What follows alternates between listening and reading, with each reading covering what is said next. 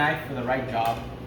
So let's say for mushrooms, yeah, it could be kind of not very stable. So what you want to do is maybe start off in creating a stable platform. So you cut off the tip, and then now it's flat. So what you can do is always tuck your fingertips in and use your knuckle of your finger. So like this. It'll always, no matter what happens, you'll never cut your fingertips. You might nick your knuckle, but in my 10 years of cooking in the kitchen, I've never had Yeah, you're the issue. professional cook. And so, yeah, you pretty much just I use the right knife for the right job. Yeah, and then you won't ever really have any accidents. Also, make sure to have a sharp knife. Typically, most This people isn't really that sharp. most people that have issues with cutting themselves and danger, it's not because it's a sharp knife, it's a dull knife, because you're using more power trying to cut through it, and then you might cut your finger that way. Rather than having a sharp knife, if you have a sharp knife, you'll just use the blade and it should cut smoothly. Peter, can you explain like for the squash for squash, let me show you. What kind of? You might want to use a kitchen knife. So let's there you go. For a squash, depending on what you're cooking, I'm not really too sure what the dish is, but how it's kind of. And also it rolls, so how can you make it fix? fix? What you want to do is you want to cut it down the middle, right? Create like a flat surface, and if you wanted to make julienne, or do you want to just cut it how you want to cut it, you can. Yeah. So obviously, what you want to do is create a safe platform when you whatever you're cutting. That's number one, is safety, and also having the right job, the right tool for the job. So that's for squash.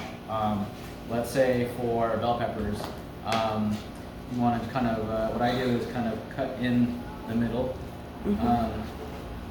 and I'll just roll the bell pepper, and then you can take out the middle part. Now you're left with this. Sometimes what I like to do is just straight cut down the middle, and then you can create julienne cuts. Always tucking in your finger, your knuckles, and use your knuckles.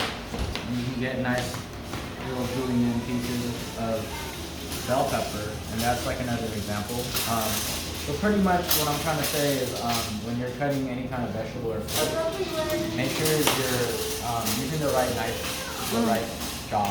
Whether it's, so clearly this is a utility knife, and she's not, this is more for like cutting fruit and stuff like that. So you probably want to use something like this to cut it, but right now obviously we don't have enough kitchen knives, so maybe something like this would be good.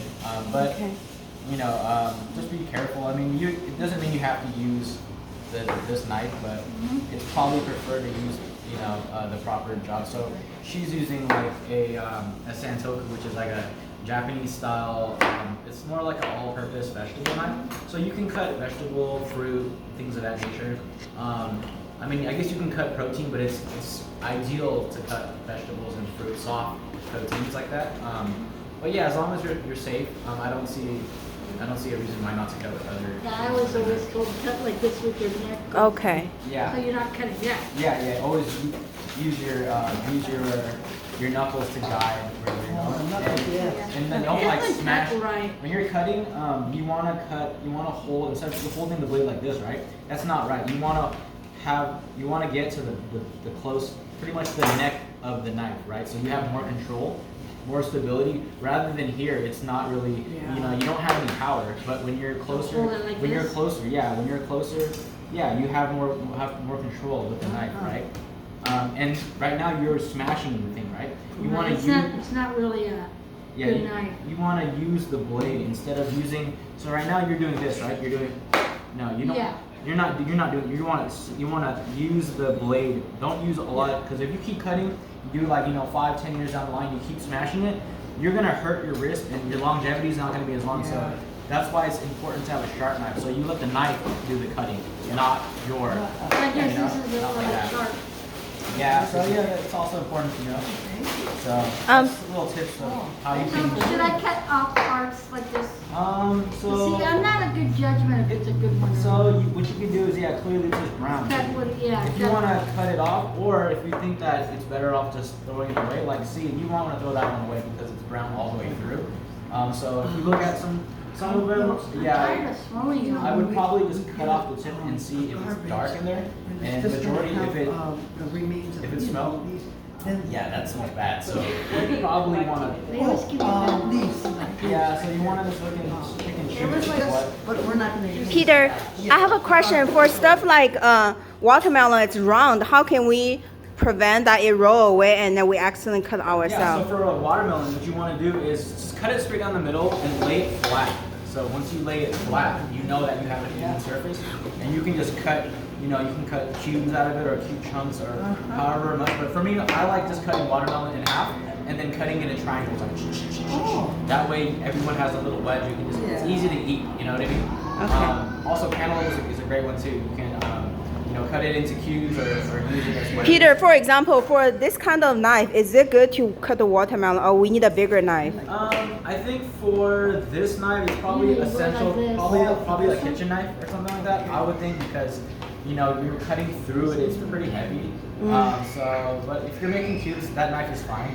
But once you get into that point where when you first make the initial cut, you probably want a thicker knife. I would probably recommend either like a French knife or a kitchen knife. Okay. Pretty much good for vegetables and proteins and whatever kind of task you're challenged with. So just make sure, you have a knife that is, for the right job. Pretty much. Thank you, Peter. And for when we make the first cut of the watermelon, can you show us how we position the watermelon to make the first cut? So first cut you're gonna do is use the knife to cut straight down, right? And now you have a knife, or you have a watermelon in two. Now you lay it flat, right? And so I would cut a watermelon like this, and then boom, boom, boom. I'm a bad judge. And so that way you have, I don't know if they're you have like even, so you have, this is a smaller watermelon, but Okay, that's typically very how I would cut it. Make sure whatever you're cutting, the fruit or vegetable doesn't roll. So having a stable platform and being safe is probably, it's the most important thing that you want to do as when you're preparing food. Okay, thank you.